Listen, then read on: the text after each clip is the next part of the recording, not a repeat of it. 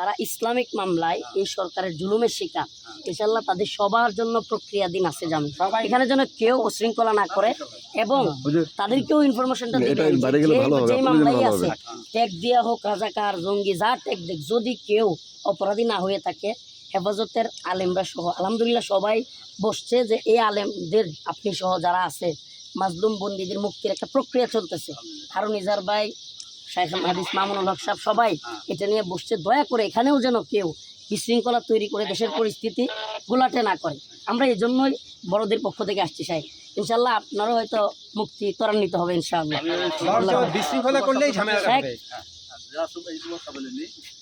আপনি ইনফরমেশন দিয়েন স্যার, আপনি বললেই কিন্তু হয়ে যাবে।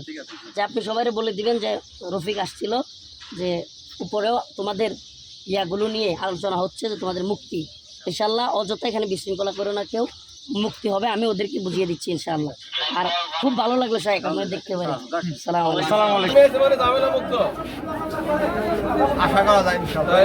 এই যে আইতাছে আরে ভাই এগুলা কি ভিডিও করছেন?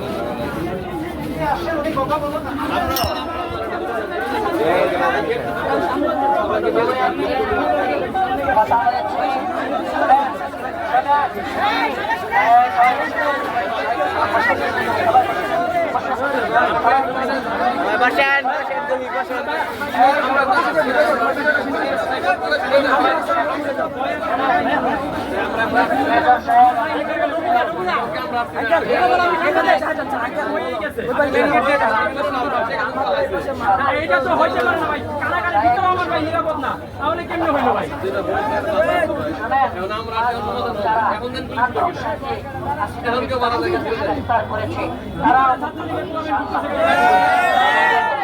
বের হবে কেন ভাই?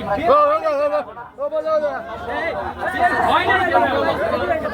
আপনারা আসেন ভাইকে পুলিশ ক্যামেরা ফেলা হয়েছে, তারপর